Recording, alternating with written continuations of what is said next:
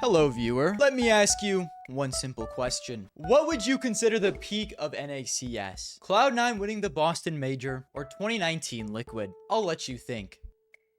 What if I told you it was neither? I know, okay? NA was on top of the world after Cloud9 won that major. 2019 was an incredible year, the best era of NACS we've ever had, you might be thinking. But here's the deal. The problem with 2018 Boston and 2019 Liquid is it was in such a small period of time. Cloud9 completely fell apart shortly after that major, and Liquid were good for most of 2019 until they got sunned by Astralis in a major and simply never recovered. In 2025, Cloud9 is dead, completely out of the scene, and Liquid is now mainly just considered European. Well, the point of today's video is to take us back to a time when NACS was actually a consistent contender. It wasn't just one fluke run generational tournament. It wasn't most of one really good year where we won multiple S-tier tournaments. It is year after year after year of being considered a actual serious place. NACS was considered an actual contender at important tournaments always.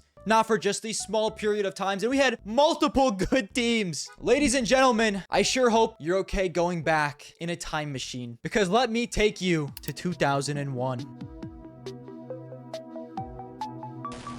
Regarding the extremely early days of Counter-Strike esports, there is kind of a limited amount of information I can find. So what I'll be focused most on is players of note, achievements at majors, which aren't Valve sponsored like the majors are today, but just refer to the biggest tier 1 tournaments at the time. Also, before I get into the tournament, I'm going to talk about, it was played so early in Counter-Strike's lifespan that we're actually talking about CS 1.3, 1.6 wouldn't come out for another 2 years still. So anyways, the first ever Counter-Strike tournament that was considered a major was CPL Winter 2001 with a prize pool of $150,000. The tournament had a double elimination bracket with every match being a BO1 MR12, which is first to 13 rounds like CS2. So with this entire tournament being BO1s, the room for error was damn near zero, especially with it also being MR12. Well, this double elimination bracket would be filled up by 32 of the best teams in the world, and immediately one would stand out from the rest. They were called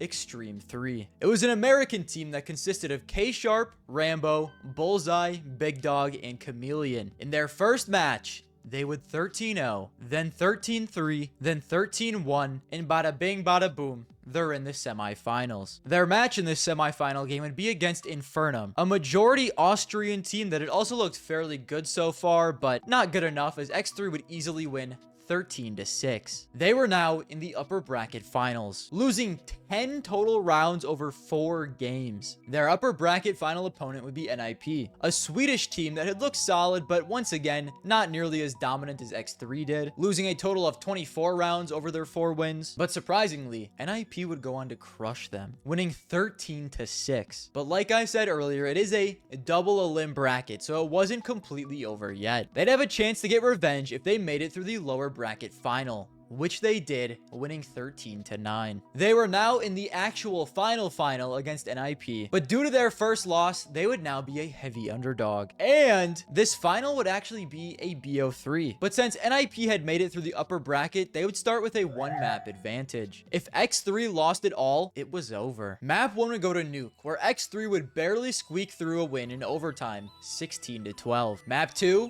would also be Nuke. Why are both maps Nuke, you might ask? Well, due to the prehistoric time period we are in, there were no map bans at tournaments. The maps were predetermined by the round of the tournament. So for example, right, in the first round, every single team played on Cobble. Then in the next round, every team played on Dust 2. Then in the next, every team played on Aztec, etc, etc. And while the finals map was Nuke, so that meant both maps would have to be played on it. And after an incredibly close first map, as you might expect, the second one would also come down to the wire. But unfortunately for X3, NIP would barely win 13-11. Team X3 would come in second place at the first ever major. And very similarly to the start of CSGO, Sweden would find their way at the top of the Counter-Strike hill.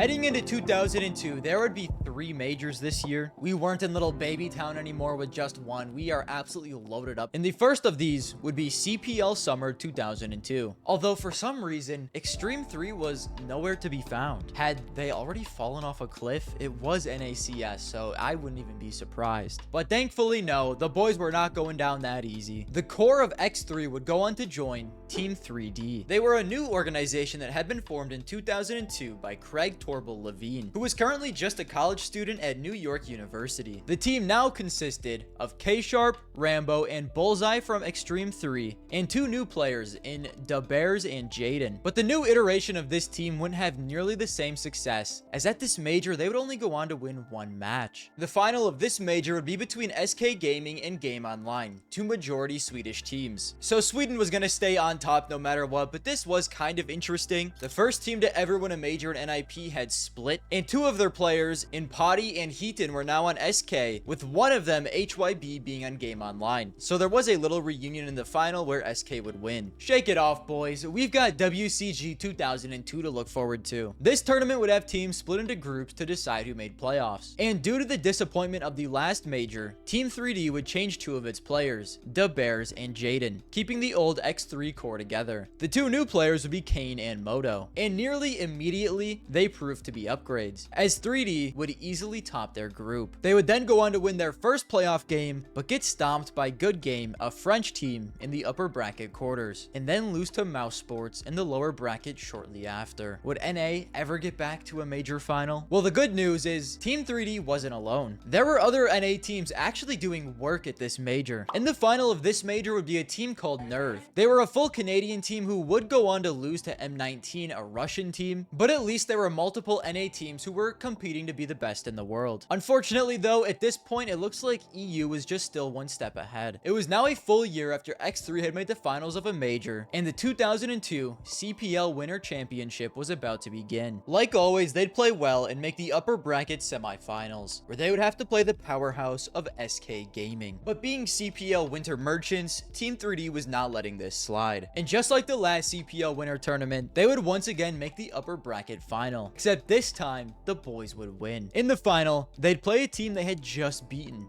Game Online. There were multiple storylines going into this final. Team 3D had already beaten SK Gaming, who won CPL Summer 2002, and now they would have to beat the other team who was in that final in Game Online. Not only that, this would be HYB's 3rd major finals appearance, and he would be trying to win his 2nd. But maybe most importantly, if NA won this, they could finally topple the Swedes. It wasn't a full team of 5, but for now, 2 would do. And so the finals would start.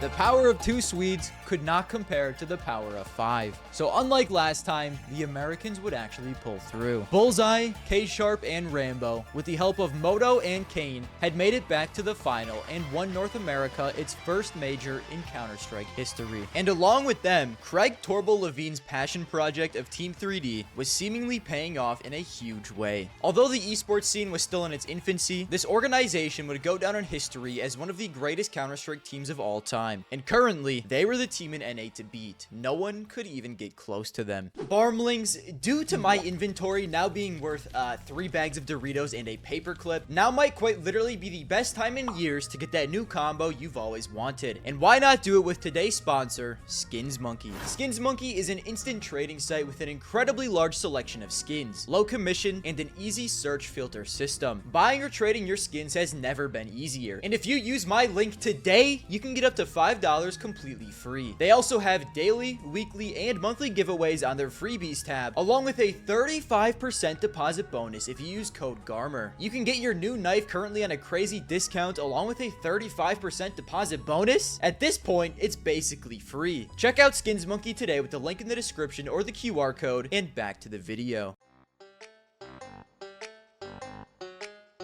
NACS had finally done it. They overcame the Swedes to win the game's biggest tournament, but unfortunately for NA, the Swedes did not take kindly to this. Now that we beat 2 of their players, they're fucking pissed and decide to lock in for the entire year. In 2003, there would be 4 majors, and guess what? Every single one would be won by a Swedish roster. Team 3D would make the finals of 1, but it was clear by this point, Sweden owned this game, and oh yeah, 1.6 is finally out. 2004 would be a monumental year, not only for NACS, but the entire Counter-Strike scene as a whole. Due to the fellas on Team 3D's success, they would begin to actually get paid to play. At this point, esports was such a new thing that most people just did it out of fun. They didn't get paid to do it. It was kind of just a hobby. But now that the players on Team 3D were actually getting paid, it would make this team one of the first ever official esports orgs. Now to get to the actual results of 2004, we'd once again have 4 majors this year. The first of which was Esports World Cup, which was won by a Danish team. Next is CPL Summer 2004, Sweden again. Then World Cyber Games 2004. But this tournament would be a little different. The previous 2 were played on CS 1.6, and well, this one would be played on Condition 0. And apparently, this is exactly what Team 3D needed. Mono with another frag there. He finally KK. Mono with a 4th one. Oh man, it's gonna be a one-on-one situation. And there Volcano, the new acquisition, coming in huge. 3D wins the World Cyber Game 2004 Grand Finals. That is it in midway. They would put NA back on the map. The team now looks slightly different though. They still had the OGs in K-Sharp and Rambo, but a few months before this, Bullseye had left to join a brand new organization called Complexity. They'd end up sticking around for a while. To replace him would be a player named Volcano. Back in 2003, Kane was also replaced by a player named Bombs, and of course we'd still have Moto, who now along with K-Sharp and Rambo was a 2-time major winner. Up to this point, Team 3D were absolutely without a doubt the greatest NA team in Counter-Strike history. And of course, we can't forget the last major of the year, CPL Winter 2004. Now, we decided that we were actually done with Condition 0 at this point, and we'd switch back to 1.6. This would be the norm going forward. This major is worth mentioning for a couple reasons. First, 1.6 had switched from being MR12 to now being MR15, which was first to 16 rounds. And the other is Team 3D would play quite well, but would fall out of the tournament deep into the lower bracket. But that's not why I bring this up. You know that other organization I mentioned earlier, Complexity? This would be their first ever major. With the team they built around previous major winner Bullseye, they were looking to make a run. Along with Bullseye, the team would include Trip, Warden, Storm, and a young 18-year-old star opper named Fraud. And for a little more background on Complexity themselves, they were started by a man named Jason Lake. At the time, he was a real estate lawyer based out of Atlanta, Georgia, and he would pay all of his players' salaries and travel expenses out of his own pocket. And with this new team he had built, the sky was the limit, and he was hoping for a good return on his investment. And well, after some early wins, the hype would start to build. Rock and roll. I'll be down there, Danny. Full 100% footage of every second, pre-game, game, and posting. This shit. We win this game. We are in the Super League. You gotta like me as like somebody in film because I don't behave any differently.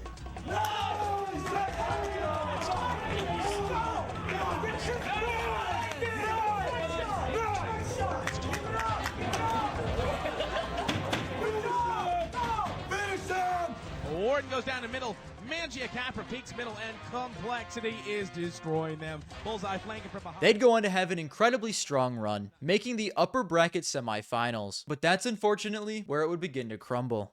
All right then, as you heard it here, first, Complexity drops. Let's 3D play next. They're out. You guys done so great. There's no pressure. I know you guys want CG since you guys fucking raped last time you started CG. But you're playing annoying now, and we're pretty good on you. I saw you go. I think we're gonna get more than 2 rounds. We're not eyeball. Alright, who wants to call it? Who's calling? He's high C. All heads. That's it is. CT. We'll go CT then. We'll go CT.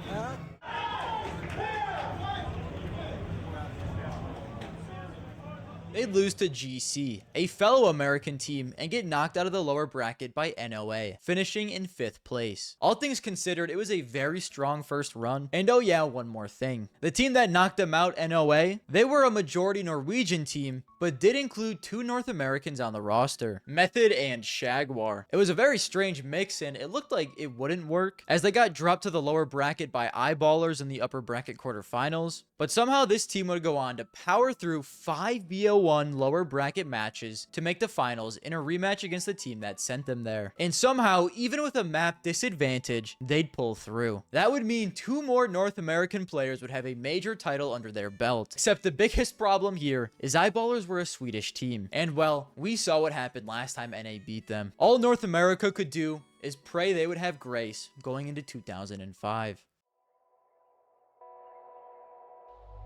A couple things to go over before we get to 2005's first major. After that last major run, Bullseye decided he had enough, and the Complexity player would retire in 2004. He'd be replaced by Sunman, and the rest of the Complexity team would stay the same. And after Team 3D's disappointing run, they'd also have a complete overhaul. K-Sharp and Volcano would be the only 2 to remain from the previous major winning roster. To join them would now be CBZ, Dominator, and the previous major winner from NOA, Method. Esports World Cup was formatted like this: an initial large group stage with 8 groups. The top 2 from each would be placed into new groups, and a second group stage would start. Again, the top 2 from each would move on and make the playoffs. Complexity and Team 3D would both make it through the initial group stage, but in the second round, Team 3D wouldn't win a single match. Instead, they would somehow tie every goddamn one. For some reason, there was just no overtime, so a tie simply counted as a tie, which would allow 2 teams in the group with only 1 win each to make it through. Complexity, on the other hand, would sweep,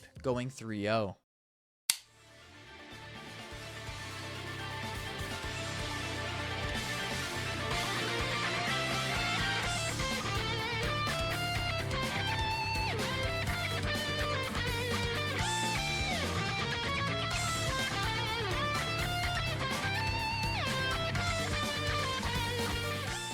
In the middle. Fraud here. They cannot get flashbacks. They have to. Oh, Fraud takes him down. There's 2 kills from Fraud from Ice on Ballers. 5 on 3 for up. Fraud smoke buddy, moving up. Oh, they get him there though. Still 4 on 1. And there's the game. There it is. More Complexity. 16-6 final score.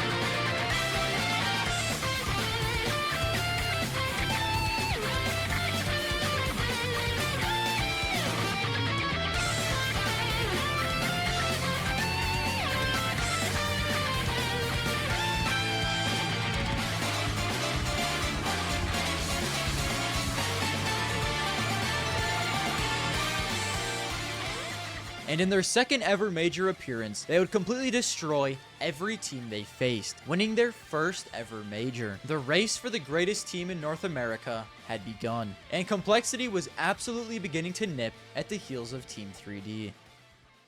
CPL winner 2005, and Team 3D was desperate to not lose their first place spot. They decided a roster change would be needed and replaced CBZ with Jaguar, the other North American player who won with NOA. This tournament was back to a giant double elim bracket, and the new Team 3D roster looked fairly strong to start, but would have to play the team that Complexity had just beaten in the finals of the last major, SK. Except the last SK was Danish and this one was Swedish. They were two completely different teams just under the same name and organization, and honestly it probably would have been better if they played the Danish one because we know how it goes playing the Swedes. They would then lose in the lower bracket right after to an EU mixed team called 4 Kings, and unfortunately Complexity had nearly mirrored their run, making the upper bracket quarters and losing to JMC, which was an NA team with old 3D player De Bears on the roster. They would then also lose their very next match in the lower bracket to Swedish team NIP. In a race for North America's finest, neither team could overcome the Swedes.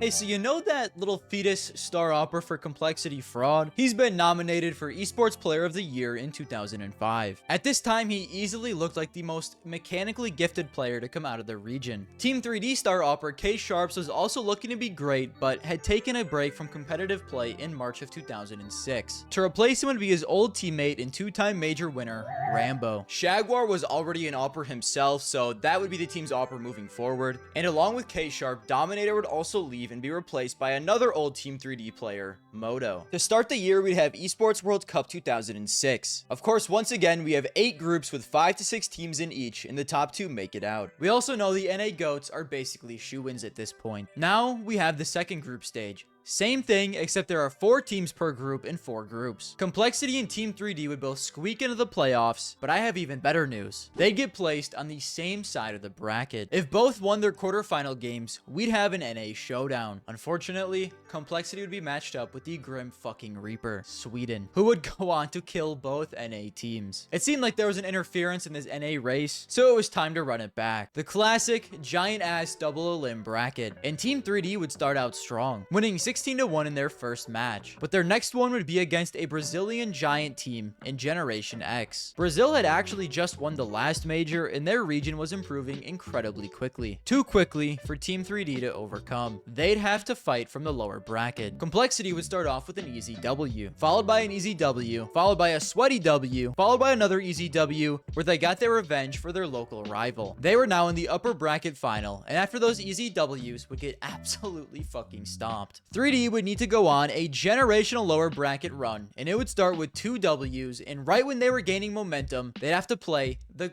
goddamn Swedes. It wasn't even close. Fnatic would go on to run through everyone else until they made the lower bracket final, where they would meet up with Complexity. Winner gets to play alternate attacks in the final, and this time, Complexity would get revenge. Not only for the last major, but once again for their fallen brother. They would now have a chance to get revenge against the team that just cooked them.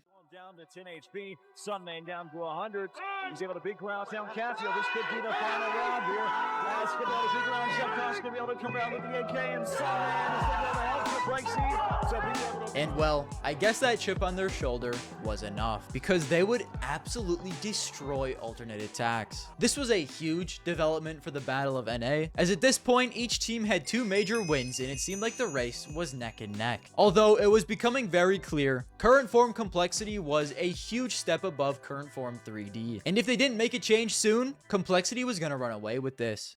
The next major would be World Cyber Games 2006, and there's a couple things I have to mention. WCG operated somewhat similarly to the Olympics, so for you to be able to compete, you would need all 5 players to be from the same country. So for this event, the opera for Team 3D Jaguar would move over to Evil Geniuses for a full Canadian team, and Dominator would be brought back to Team 3D so they could be 5 Americans. And due to the way this major was set up, Team 3D and Complexity would be competing at the WCG USA National Championship to decide who would represent the United States. And even though Complexity had just won the previous major, Team 3D would be the ones to win the whole thing. So they would be the ones to represent the US, and this would be a huge opportunity to leapfrog Complexity in the battle for NA. They'd start out by coming first in their group and playing Pro 100 in the first round of the playoffs, which includes a few notable names you may have heard of. Oh yeah, and all the playoff games are BO3s now. Anyways, despite those notable names, they would actually beat Pro 100, and you won't believe this. In the next round,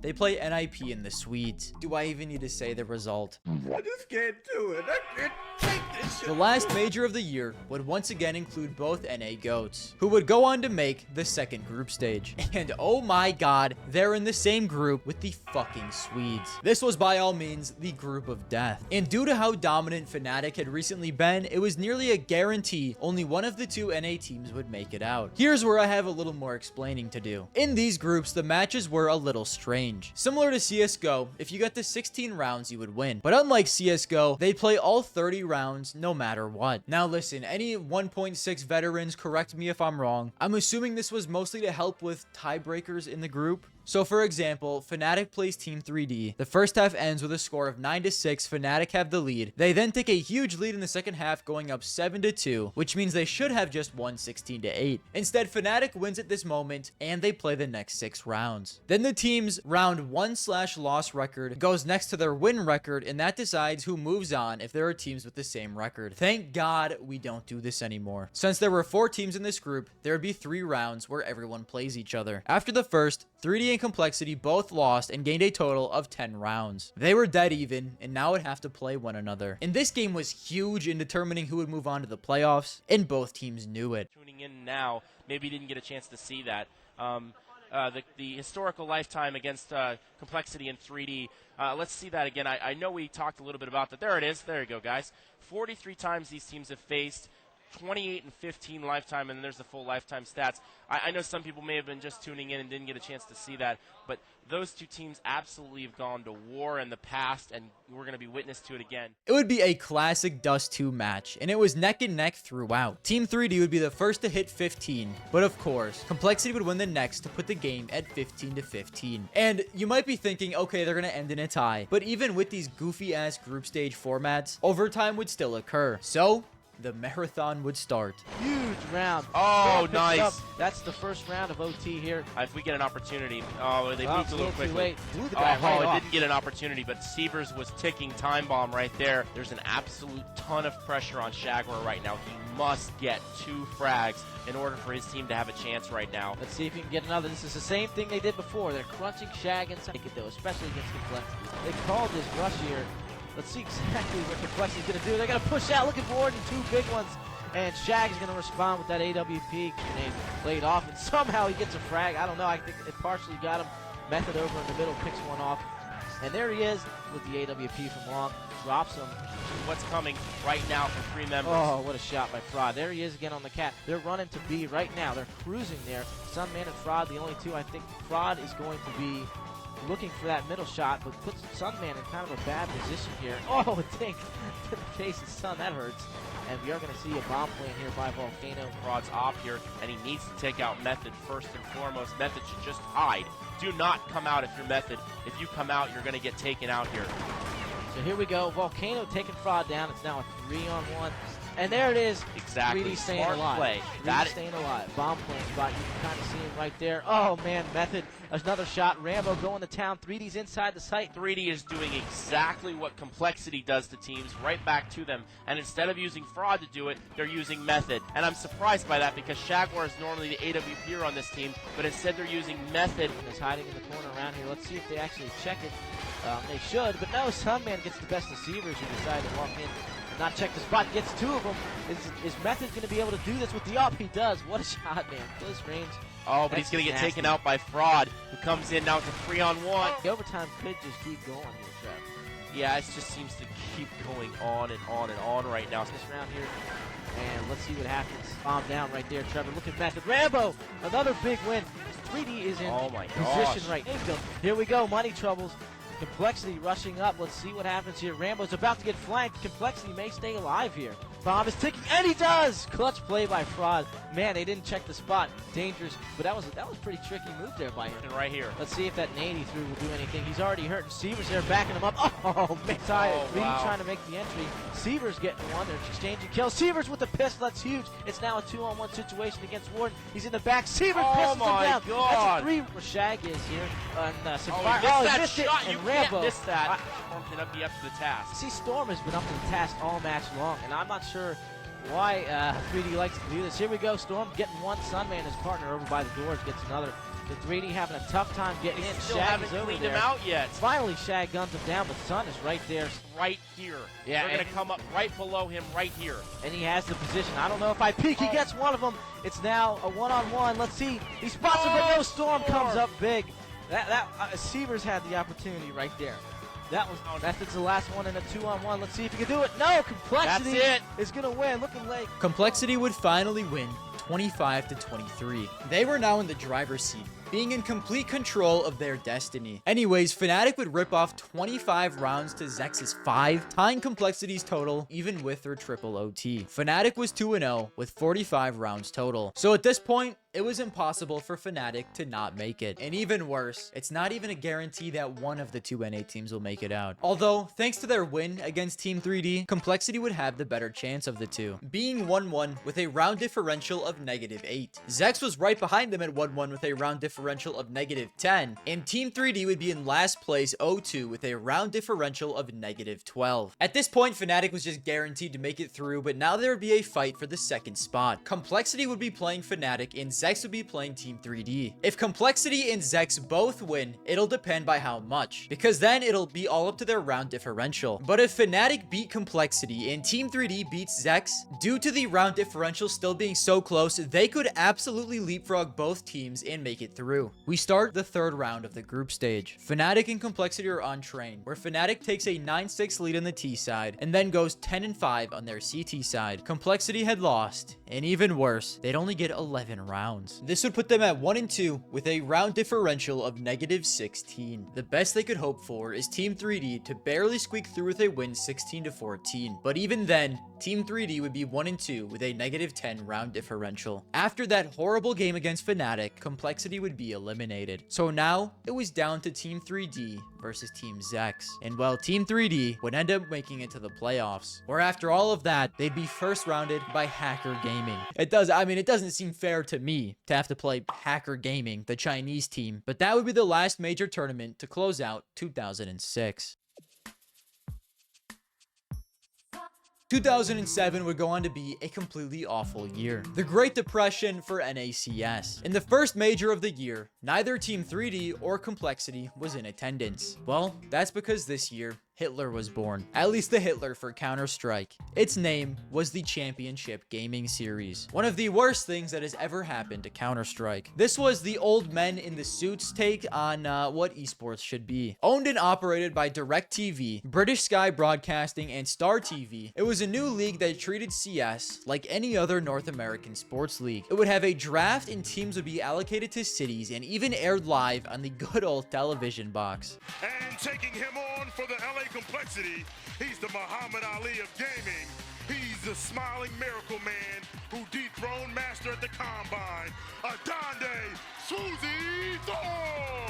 Complexity would be rebranded as Los Angeles Complexity and Team 3D as New York 3D. But maybe the worst part, it was all gonna be on Counter-Strike Source, splitting the community in half. Up to this point, it was nearly universal that all Counter-Strike competitive circuits would be run through 1.6, but DirecTV wanted to be different. This entire thing was genuinely insane. CGS would start with 6 franchises who each would have a GM, and its first regular season was set to start on June 27th, 2007. Before this, they would have a combine where players and teams would try to impress the GMs so they could get picked in the upcoming draft. CGS was also very bold. They didn't just do Counter-Strike Source, but a ton of different games that each franchise would participate in. In the draft, you would have a choice to pick one player from a game or an entire Source team, and the draft would be held at the Playboy Mansion in Bel Air, California. I don't know who the fuck they think these esports players are. Why are we in the Playboy Mansion? Complexity LA had the second pick, and of course they would pick the old Complexity CS roster. And at pick 4, New York 3D would of course pick the old Team 3D roster. The teams looked a little different at this point, with Complexity having former Team 3D legend Rambo, along with Warden, Storm, and a Swedish player named Zet, if you can't beat him, Adam, I suppose, and the GOAT Fraud. Team 3D would include K-Sharp, who was back, Lin, Volcano, Method, and Rector. Eventually, CGS would expand to having franchises all over the world, and it was really starting to look like a genuine global sports league, which in theory does actually sound pretty cool, but the pants were too big for the old man suits. Up to this point, there were esports leagues and tournaments, but it wasn't very regulated. Teams could just play at the tournaments they wanted, and that was basically it. But CGS wanted to be the NFL or the NBA of esports, and gain a monopoly while it was in its infancy. The issue was that they didn't actually know what esports fans wanted. The whole thing just seemed so forced, so corporate. And DirecTV was dumping millions and millions of dollars into a project that was destined to fail. CGS would go on to have regional finals that would all lead up to a world championship. The 2007 CGS World Championship was won by the Chicago Chimera, which did include some old friends on the roster. CGS 2008 World Championship was won by the Birmingham Salvo, a full British lineup, although this tournament would go on to be the last ever CGS tournament. Due partially to the 2008 recession, CGS would shut down in November of 2008. This had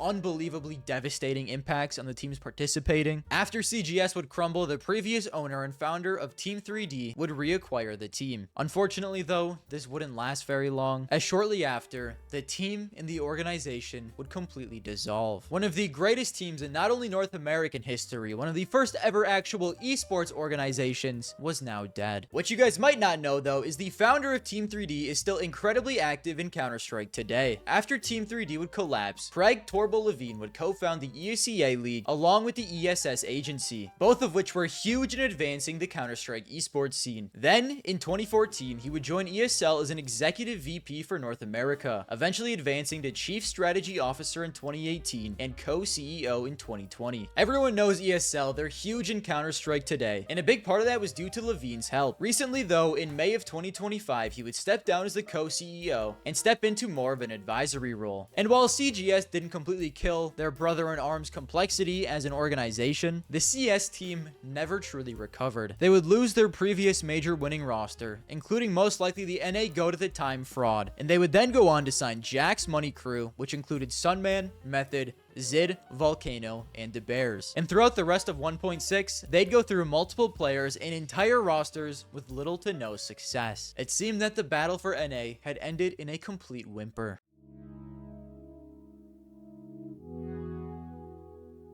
There were 3 majors in 2008, and NA teams did nearly nothing of note. Gravitas Gaming had made the playoffs of 1, but that was the only NA team to make a major playoffs all year. You might think that it's all sadness, darkness, and crying from now on, but there was some light at the end of the tunnel. In the first major of 2009, once again, nothing would really happen, but in the second one, there would be some hope for NA. A new org had come around by the name of Evil Geniuses. After the CGS collapse, they were the team that swooped in and signed the old Complexity roster, and going into WCG 2009, they'd have Storm, Warden, Fraud, Tubby, and 19-year-old Rifler, nothing. They would actually make the playoffs, but were cut down in round 1 by MTW. At the very least, there was hope for the future. Now, once we get into 2010, there isn't really much to talk about here either, as it was owned by Zeus and Na'Vi. EG would go on to make the playoffs in 2 of the 3 majors, making the semifinals of 1 and the quarters of another, but that was it. And whoa, hold on. Complexity might be back. It seemed like they were making a run, as they had just made the semis with Fallen and FNX.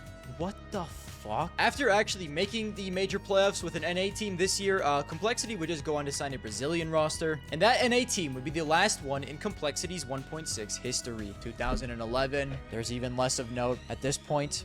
NA had completely fallen off a cliff. EG didn't make a single playoffs all year, and no other team was even close to competing. The region was simply dead. In 2012, they would be more of the same. And I mean, listen, NA is gonna get real boring real quick if something doesn't change. Thankfully, Valve would decide to step in. Would CSGO be able to revive the region? We'd have to wait and see, but things were looking up. That young rifler for Evil Geniuses, while his team didn't look great, he was a fucking demon. Over his 1.6 career, nothing would post a 1.2 rating, up there with legends like Edward and Forrest. So if NA was to have a future, it's probably through him. The legendary Opera and two-time major winner and Fraud would end 1.6 with a 1.14 rating, which was the second best rating for any NA player. But talking about NACS in CSGO and beyond is for a different day. What we learned today was there was actually a period in Counter-Strike's history where NACS was a force to be reckoned with. There were legendary talents on various teams, multiple major wins that all unfortunately came to a crumbling end when unfortunately in 2007 we would get the introduction of the Championship Gaming Series. It would kill Team 3D and completely cripple Complexity for the rest of 1.6. And honestly, man, it brings a tear to my eye. But hey, at least we were good for a couple years there, eh?